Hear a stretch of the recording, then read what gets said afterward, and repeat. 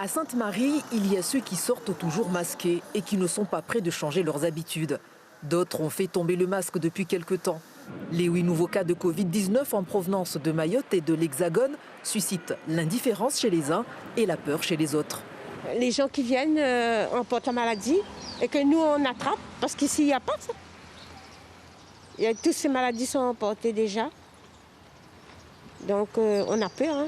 Ici, ça va, c'est moins dangereux qu'ailleurs. Mais pour le docteur Alain Domergue, il faut rester prudent, même si cette hausse qui était prévisible démontre que les procédures de contrôle en vigueur sont efficaces. Et la première chose à dire, c'est qu'on est capable de tester. Donc c'est bien parce que ça veut dire qu'à l'arrivée, il y a des tests et ces tests, on est capable de les suivre et donc d'avoir des tests positifs. On s'attendait à des tests positifs parce qu'à Mayotte, il y a beaucoup plus d'infections qui circulent qu'ici et en métropole aussi. Donc oui, on s'attendait à ce qu'il y ait une hausse.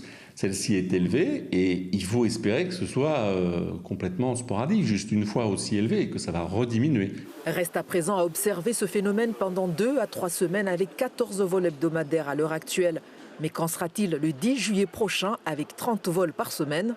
Est-ce qu'on pourra surveiller 30 vols par semaine si on doit tester avant de partir, tester à J7, suivre, isoler, tracer, ça peut devenir compliqué. Donc je crois qu'il faut qu'il y ait des mesures spécifiques, régionales, adaptées à notre situation. La situation de l'océan Indien est difficile. Madagascar, il y a beaucoup de cas. Mayotte, il y a encore pas mal de cas. L'Afrique du Sud, il y a beaucoup de cas. Maurice est fermé jusqu'au 30 août, donc on n'en parle pas.